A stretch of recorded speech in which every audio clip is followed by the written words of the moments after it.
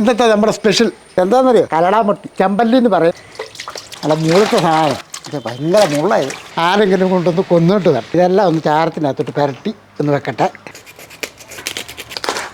ഇങ്ങനെ വലിച്ചങ്ങോട്ട് എടുക്കുക. അപ്പോൾ ബാക്കി മീൻ ഇതുപോലെ ഒന്ന് വെട്ടിയെടുക്കട്ടെ. ഇത്തിരി ഉപ്പുപൊടി ഇട്ടതിന് ശേഷം ഒന്ന് ചട്ടിക്കകത്ത് വെച്ച് ഇങ്ങനെ ഒന്ന് ഉറച്ചെടുക്കുക.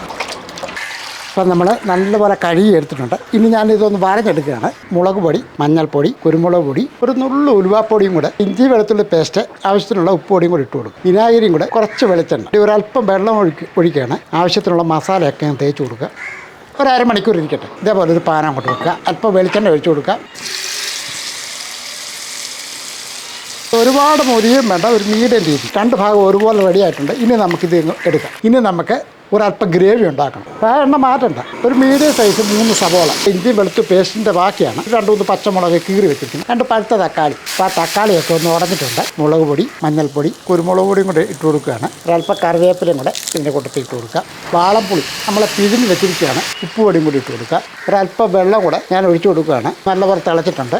ഞാനൊരു 4 എണ്ണ ഇടുന്നുള്ളൂ. ഇനി ഇതൊന്ന് മൂടി വെക്കാണ്. ഒരു 2 മിനിറ്റ് ഇരിക്കട്ടെ. തീർച്ചയായിട്ടും ഇതേ രീതിയിലൊക്കെ ചെയ്യുമോ? നമ്മുടെ നാടൻ രുചികളിൽപ്പെട്ട ഒരൈറ്റം ഇത്.